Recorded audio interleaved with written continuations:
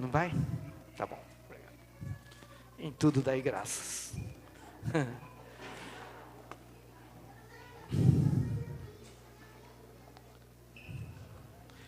Paz do Senhor, irmãos. Deus abençoe cada um que está aqui, em nome de Jesus. Vamos orar então? Senhor, nós te agradecemos, ó Deus, por esse louvor maravilhoso, ó Pai, por cada vida que o Senhor trouxe para ouvir a Tua palavra, e nós te pedimos em nome de Jesus, ó Deus, que abra os nossos corações, que fiquemos prontos, ó Deus, para ouvir a Tua palavra, em nome de Jesus. Amém. Amém? Deus abençoe. Eu vou falar sobre Salmo 23. O Senhor é o meu pastor. É verdade? Senhor é o meu pastor. Nada me faltará. Amém? Queria falar, não tem hoje, né? Sobre a necessidade, a demanda e o desejo, né? Falta coisas para nós, porque nós temos necessidades, e nós temos uma demanda que é pedido, e também nós temos os nossos desejos. Vamos falar comigo? A necessidade, a demanda e o desejo. Amém? São três coisas que o Senhor, né, que impede de que o Senhor é meu pastor e nada me faltará, né? Quando nós nascemos, né, o bebê chora e ele tem necessidade de sobrevivência, ele tem fome e ele tem necessidade de sono, ele quer dormir e quer ser alimentado. É uma necessidade biológica que vem do corpo. E o desespero da mãe é saber o que a criança está precisando, né? Mas ela desenvolve uma percepção, dependendo do tipo do choro da criança, se a criança está com fome, se a criança está com soninho, se a criança está com cólica, ou se a criança está com manha, né? E a mãe parece que faz parte do corpo. A mãe vai lá e antes mesmo, obrigado, né? A mãe vai satisfazer todas as necessidades da criança. Ela sabe a hora que a criança quer dormir, a hora que ela está com fome e tudo. A demanda, nós vamos entender como pedido, né? É um pedido, para eu fazer um pedido, depende da linguagem, né? Um pedido pode ser feito se eu conseguir construir, né? Se eu souber pedir, né? A Bíblia diz em pedir e dar-se-vos-á, né? Buscai e achareis. Mas o nosso problema é como que eu vou pedir para que eu seja atendido. Ou seja, para que a outra pessoa atenda a minha demanda, eu preciso saber comunicar a ela a minha necessidade, né? O bebê pede comida e a mãe traz, e isso vivenciando um sinal de amor. Ela vai entender que a mamãe me compreende e a mamãe me ama, né? E isso é a linguagem do amor, a linguagem do amor que a criança começa a ter com a mãe. No início, a mãe sacia todas as nossas necessidades, sem que tenhamos que pedir. Com o passar do tempo, temos que começar a pedir. A criança vai começar a aprender a pedir. Estava conversando com a Rosália, que é uma psicóloga especializada em autismo, né? E que a mãe sofre porque ela não sabe, porque a criança, um autista, ela não sabe comunicar, né? E a mãe tem essa dificuldade, muitas vezes rotula aquela criança como uma débil mental e não levar às pessoas, né, aos profissionais corretos, para que oriente como que deve tratar, cuidar daquela criança. Com o passar do tempo, temos que começar, então, a saber pedir. A criança tem que saber pedir. A mãe fala assim, tetê, cocô, e assim por diante, né? A criança vai ter que aprender a pedir. Somos obrigados a aprender a língua dos pais. Agora, ao articularmos a nossa necessidade na forma de demanda, passamos a ansiar não só o alimento ou pelo sono, mas também pela compreensão dos pais. Fazer um pedido na linguagem dos pais, né, nós precisamos aprender, e a mamãe vai ensinar. E nós vamos começar, a mãe começa a ensinar a criança, soletrando o que a criança tem que pedir. É papa, papa, papá, né? Sei lá como é que fala agora, já esqueci, as minhas crianças já estão grandes demais, né? E nós precisamos, então, logo, levamos a criança para a creche, para ela começar a se socializar e começar a viver com outras crianças, né? Então, quando o bebê articula a sua necessidade de comida, como um pedido para a mamãe, né? O pedido não corresponde exatamente à sua necessidade. A mamãe vai levar a comida, a criança cospe, a mamãe põe na boquinha, a mamãe faz aviãozinho, e etc, etc, né? E não corresponde exatamente àquela que queria. E aí, quando a mãe alimenta o bebê, ela se sacia, sente amado, mas alguma coisa fica faltando. Parece que não foi suficiente. Talvez a criança, a mãe já vai cortando, porque a criança não queria só isso, queria dormir no colinho da mamãe, a mamãe não tem mais tempo, a mãe tem que cuidar da cozinha, tem que cuidar da roupa, tem que cuidar do marido, tem que cuidar de outros irmãozinhos. E essa necessidade de algo mais que a criança precisa chama-se de desejo. Esse desejo é aquilo que falta em nós. Toda demanda é a demanda do amor. Todo pedido que nós vemos é o pedido do amor. Por exemplo, nós vamos ser ressocializados, nós vamos aprender uma linguagem, mas a coisa mais interessante é que quem mais estuda isso é o marketing, né? Por quê? Porque visa dinheiro, ganhar dinheiro.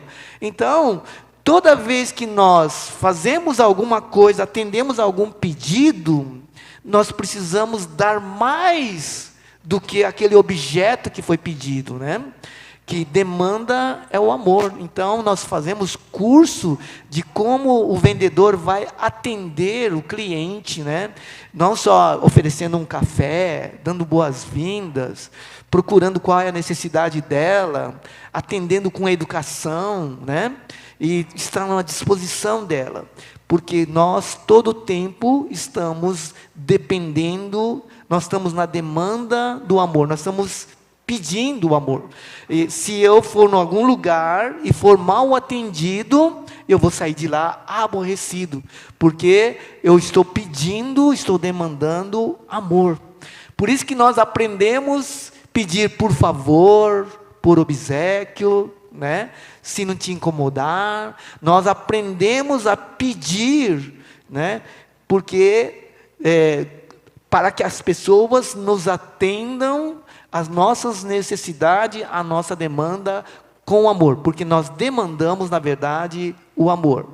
Ou seja, pedimos coisas, mas o significado de amor que supomos estar no jogo quando o outro nos atende. Quando não existe, não está no jogo o amor, nós ficamos decepcionados, até nós vamos abortar a nossa compra. Só que tem um problema. Nos traduzir as nossas necessidades de acordo com o código do outro, inevitavelmente algo se perde. Por isso que dentro da nossa casa, nos nossos relacionamentos, nós temos muitas dificuldades, porque nós não sabemos a demanda do amor que todos nós precisamos. As relações sociais entre colegas, amigos, a troca de interesses, né, pelas redes sociais, querendo satisfazer alguém ou algo que satisfaça o meu desejo. Então eu entro no celular, as pessoas mandam nudes, querendo satisfazer alguém, querendo satisfazer os meus desejos também, querendo ter aceitação. Muitas vezes nós entramos na moda, na academia, no dinheiro e tudo mais. O desejo é a falta daquilo que eu não tenho, é a busca da completude, é o relacionamento, é o sexo, é a possessividade, o desejos e mais desejos, mas continua dentro de nós um vazio, que nós somos insaciáveis, que o Senhor é o meu pastor, nada me faltará. Muitas vezes nós não estamos, nós colocamos essas palavras, repetimos essas palavras, mas na verdade não está sendo verdadeiro na nossa vida. Quando você vai visitar a sogra com seu marido ou sua esposa, e chega a mamãe lá e começa fazer tudo do gosto do filho. Oi, filhinho, come isso aqui, olha aqui que você gosta, eu trouxe aquilo que você gosta. E a esposa fica só olhando para aquilo, né? Então ela já começa a ficar nervosa, né? Porque a mamãe tá colocando tudo para o filhinho, né? E até ignora a presença dela e ela começa a ficar ali incomodada. Mas na verdade a mamãe está levando ao filho, como se fosse uma criança, remetendo à infância, a sua necessidade, fazendo a comidinha que ele gosta, que ele precisa. Mas, na verdade, então, eu queria fazer duas diferenças aqui, né? A necessidade e o desejo, né? Na verdade, ele vê a mãe como a necessidade, mas vê a mulher como seu desejo. Ou muitas vezes a pessoa no mundo vê a esposa como uma necessidade, ele precisa dela para conviver, para criar as crianças, mas deseja a secretária ou deseja a amante. Então nós precisamos saber essa diferença, saber, nós que somos agora aqueles que pregam a palavra, que está aconselhando as pessoas, tem que ter esse discernimento, precisa ter esse conhecimento quando nós estamos tratando com as pessoas. Então, tudo isso está remetendo ao passado.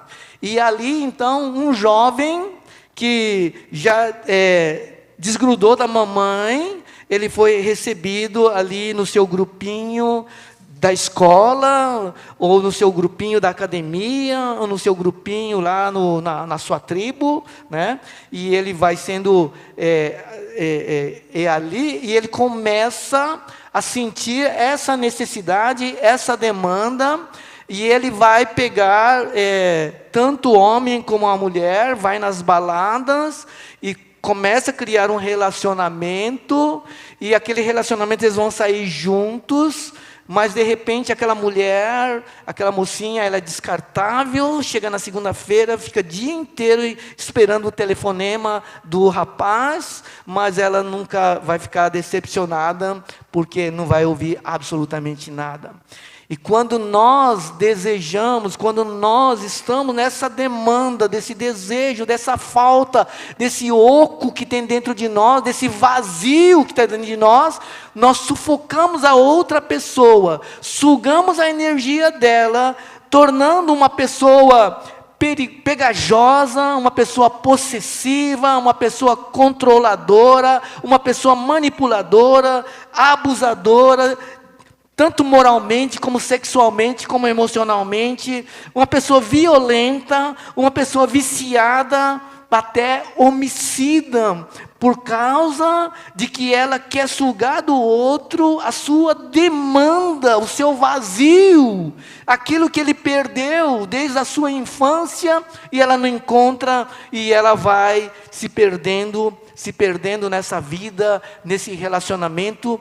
Quantas pessoas estão num relacionamento num relacionamento perigoso, num relacionamento tóxico, num relacionamento destruindo as suas vidas, criando os filhos nesse relacionamento, e assim por diante, criando cada vez mais coisas piores.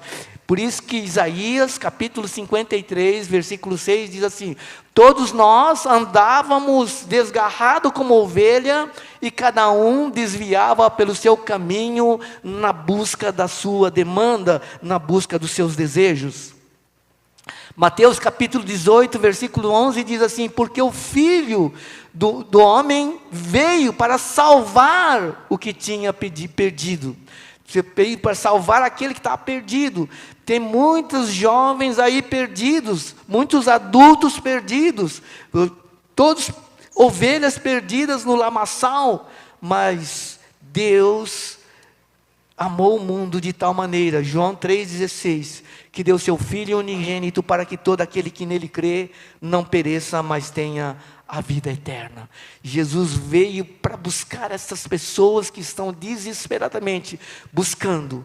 E quantos nós estamos vendo, as adegas estão lotadas. Que graça tem você ir tomar uma cerveja atrás de um lugar que está cheio de grades? Olha só que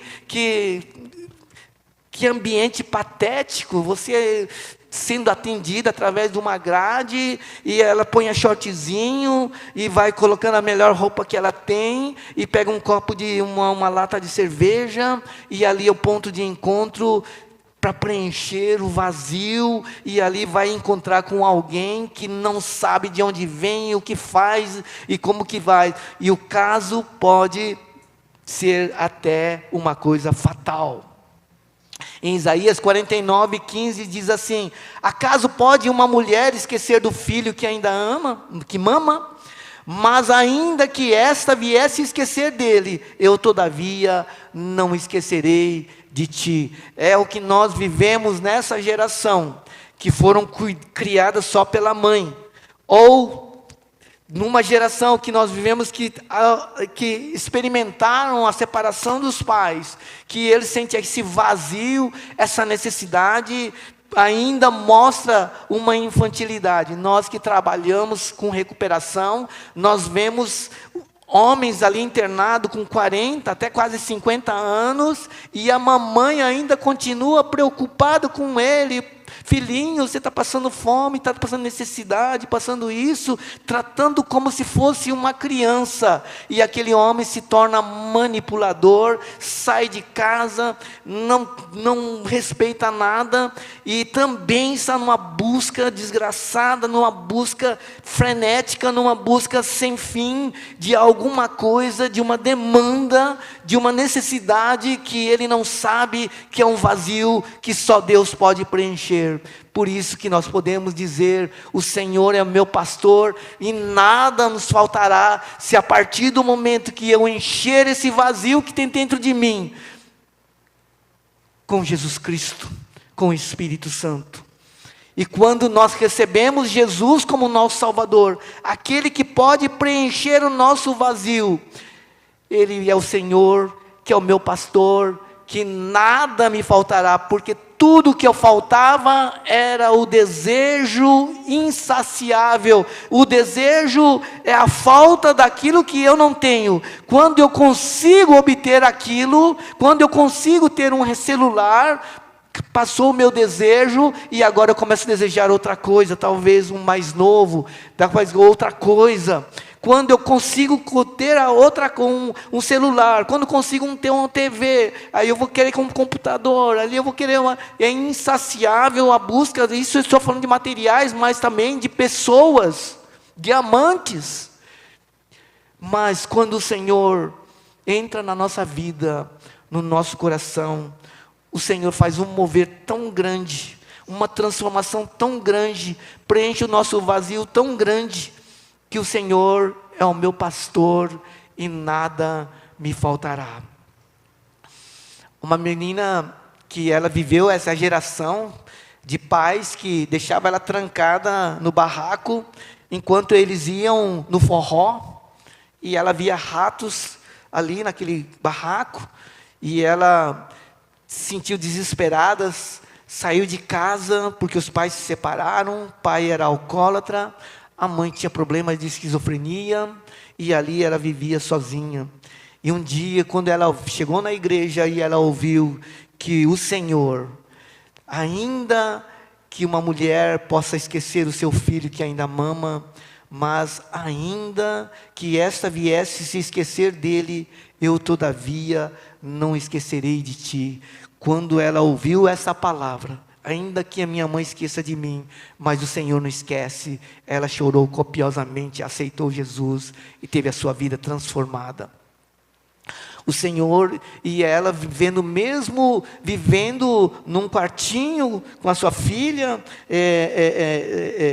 numa simplicidade tão grande, mas ela vinha na igreja com tanta alegria, porque o Senhor era o seu pastor e nada estava faltando mais. Nada estava deixando desesperada. Uma pessoa carente nada satisfaz. Uma pessoa carente se torna possessiva quando encontra com uma pessoa.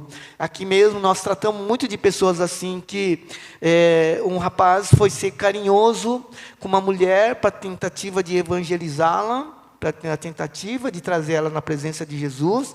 Ela confundiu os seus sentimentos e começou a ser pegajosa, começou a telefonar, não dava paz para aquele rapaz, não dava tréguas para que ela fosse sempre atrás, e tornando-se uma pessoa até depressiva, e aquele rapaz estava se afastando cada vez mais dela, porque não suportava mais aquele assédio todo.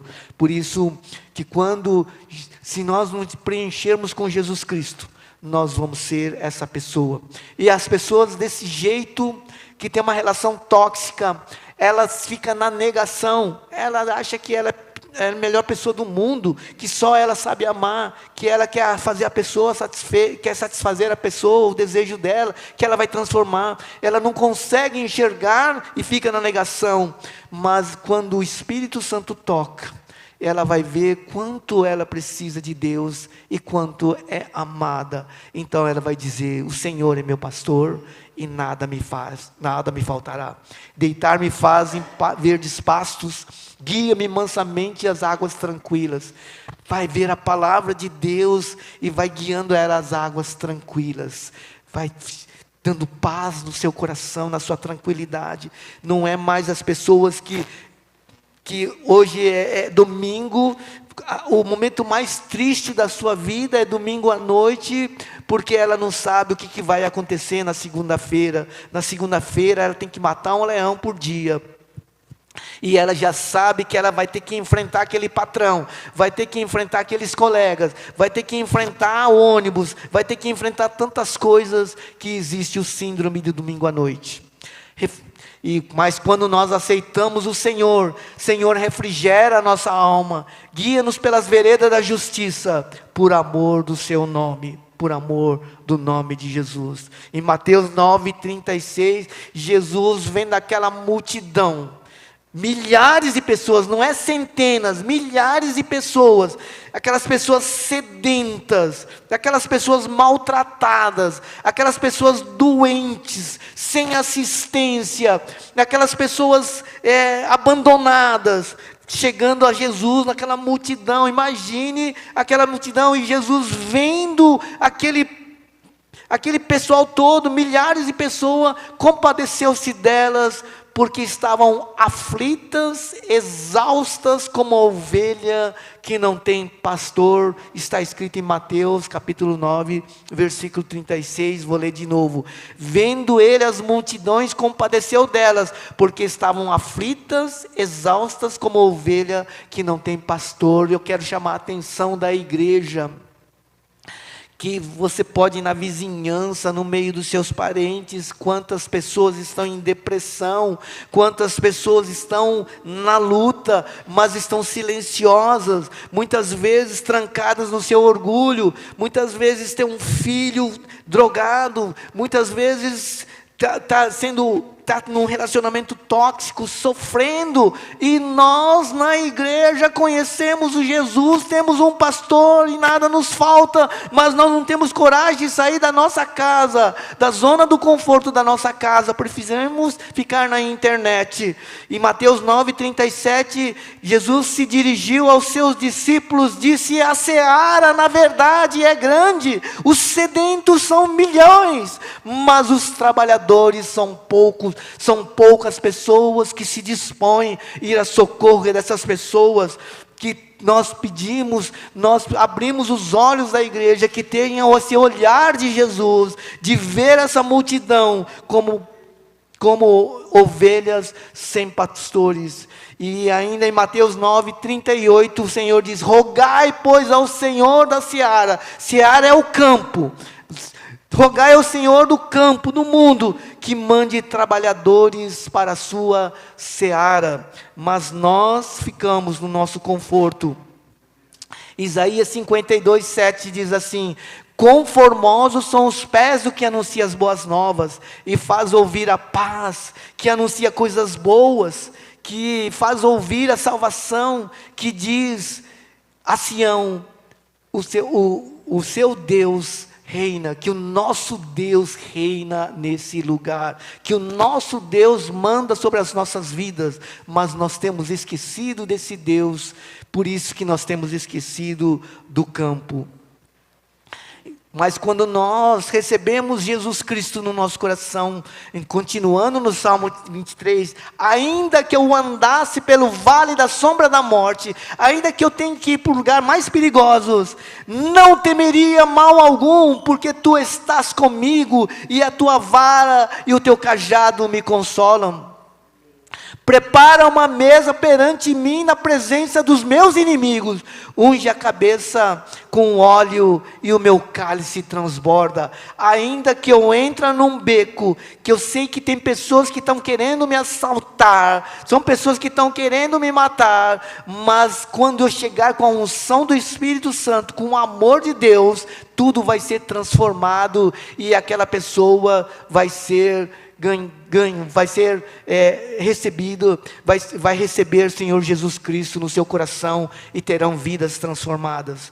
Certamente que a bondade e a misericórdia seguirão todos os dias da minha vida, e habitarei na casa do Senhor por longos dias. Nós precisamos abrir os olhos para essas cadeiras vazias, nós precisamos abrir os olhos para as pessoas, para a nossa vizinhança, nós precisamos abrir os olhos para os nossos parentes que estão sofrendo, e muitos estão suicidando, e tem muitos que estão morrendo aos poucos na sua depressão. Em nome de Jesus, por isso que eu gostaria de dizer, que nós temos a nossa demanda desde a nossa infância. Quando eu já contei um caso daqui, de uma moça que lá no monte, ela quando começou a orar, e ela começou a falar uma voz infantil: pastor, ora por mim, né? E ali, quando eu fui ministrar com ela, eu falei assim: e você, e os seus pais, como estão os seus pais? Eu falei: meus pais são separados, né? Então, você está regredindo a sua infância, e você precisa agora amadurecer, você precisa tornar adulta, você precisa crescer, né? Você tem já 23 anos, você precisa mudar essa postura, né? E ela falou assim: então eu quero confessar, pastor, que eu tomo uma madeira toda noite. Sozinha eu faço uma madeira para mim mesmo. E aí nós vemos o sofrimento das pessoas. As mulheres que às vezes estão numa balada, alegre, dançando, rebolando, mas coitadas, você não sabe a vida que ela leva quando ela está sozinha. Você não sabe, esses homens, a vida que eles levam quando estão sozinhos. Muitas vezes estão drogados, estão sofrendo na esquizofrenia, vivendo os delírios, vivendo tantas coisas ali no sofrimento, numa angústia, mas não tem ninguém para ajudar. E nós que temos centro de recuperação, Que cada um de vocês fosse um coautor, que cada um de vocês fosse uma pessoa, um agente, cada um de vocês fosse um agente de Jesus Cristo para o seu reino. Que cada um de vocês, que nós, Jesus está chamando, rogai ao Senhor da seara, para que mande mais obreiros, mande mais ceifeiros. Nós precisamos ser uma igreja viva. Nós temos que ser uma igreja que inspira Jesus Cristo nas nossas veias. Nós precisamos do amor, do sangue de Jesus. E então, eu quero dizer que se o marketing, eles estão estudando o cérebro, o mecanismo, como que o cérebro funciona para seduzir as pessoas, nós precisamos também correr atrás e saber que as pessoas estão padecendo necessidades, que as pessoas estão sofrendo, as pessoas estão indo para o inferno, as pessoas estão sofrendo, tem gente que estão se matando aos poucos, e nós estamos regozijando, glorificando somente entre nós. Nós temos o reino de Deus com exclusividade, mas nós precisamos abrir as portas para falar bem-vindo a todos que querem entrar no reino de Deus. Em nome de Jesus, eu conclamo que é difícil para mim, para nós, vermos a igreja que tem um patrimônio, que não é qualquer igreja que tem um patrimônio desse, mas que nós utilizamos apenas 2 horas por semana, ou 8 horas por mês.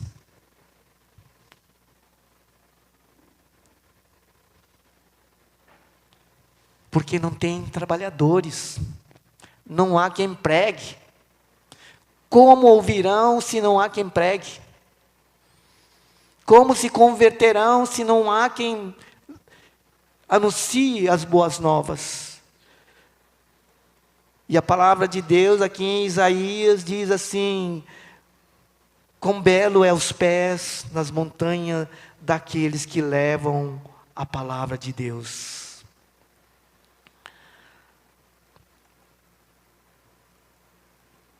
Nós precisamos, nesse momento, refletirmos, olhar para dentro de nós mesmos.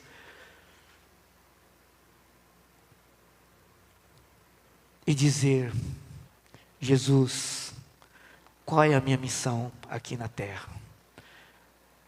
Quão formoso, Isaías 52, 7.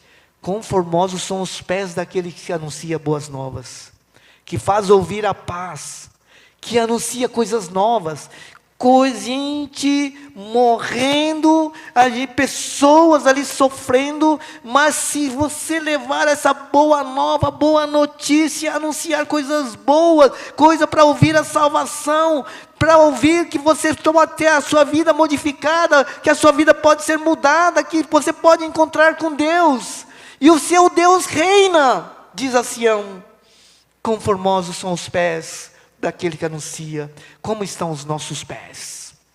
São formosos? E é isto que eu queria conclamar a esse povo da Igreja Presbiteriana de Missões, que vamos olhar para os nossos pés e vamos começar a trazer as boas novas para aquelas pessoas que estão necessitadas. Tem gente nos hospitais, tem gente doente, tem gente pedindo socorro, mas nós precisamos atender a demanda da necessidade desse povo. Esse povo daqui é um povo privilegiado, um povo que não falta nada, né? Se falta alguma coisa, é porque Jesus precisa preencher o vazio. Ainda está com vazio no seu coração. Mas quando nós somos preenchidos, nós não conseguimos guardar para nós mesmos e começamos a viver a palavra de Deus. Amém? E você foi chamado aqui, não foi para ficar sentado no banco. Que você foi chamado Como diz o presidente Kennedy no seu discurso nos Estados Unidos, não diga o que Estados Unidos pode fazer por você, mas diga o que você pode fazer para os Estados Unidos. Por isso que Estados Unidos é um grande país. E nós também. Não pergunte o que a IPM possa fazer por você, mas o que você pode fazer pela IPM. Você tem muito para dar. Você tem muita palavra de Deus no seu coração. Vamos ficar de pé em nome de Jesus. Amém. Se você existe um vazio no seu coração nesta noite, nós vamos pedir para que o Espírito Santo traga um preenchimento à sua vida. Eu queria que o Espírito Santo de Deus entre no seu coração, toque agora e faça uma obra na sua vida. Que você, nesta noite, não tenha um sono, mas que você possa estar meditando. Às vezes eu acordo 4 horas, 3 horas da manhã, com a cabeça a 1000 por hora, porque vejo que às vezes nós não damos conta daquilo que Deus tem proposto para nós. Feche os seus olhos e ouça esse louvor em nome de Jesus.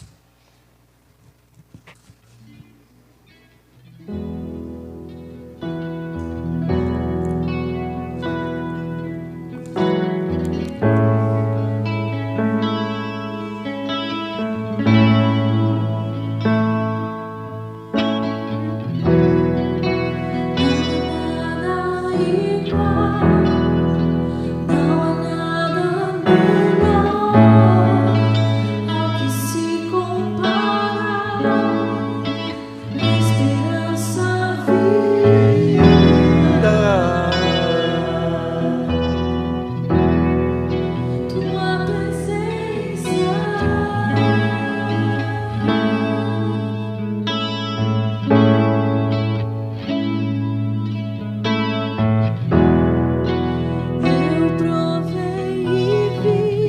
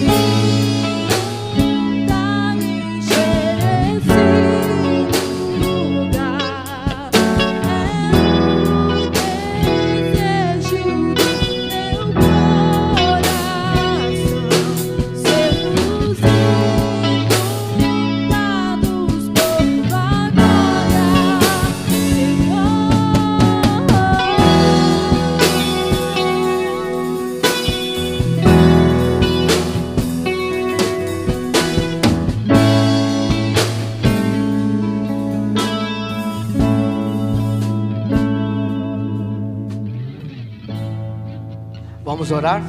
Senhor, nosso Deus, nosso Pai, quantas pessoas estão sofrendo nesse exato momento, ó Deus, mas o Senhor é meu pastor e nada me faltará.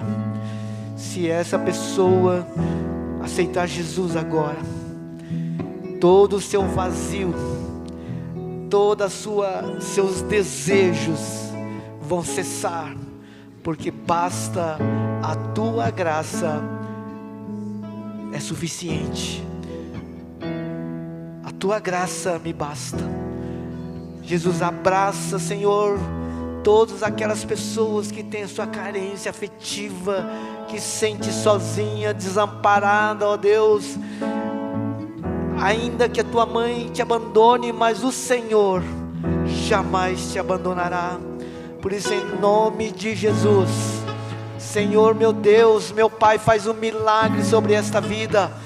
Muda a situação, abre os olhos, ó Deus, dá revelação, ó Pai, em nome de Jesus, ó Pai, e coloca a paz no seu coração. Coloca o Espírito Santo de Deus, entra sobre esta vida agora, que o sangue de Jesus agora, ó Deus, condene toda malignidade sobre esta vida, e que receba agora a paz. A minha paz vos dou, e não a dou como o mundo a dá, em nome de Jesus, amém e amém. Pode se assentar, irmãos. Deus abençoe a sua vida.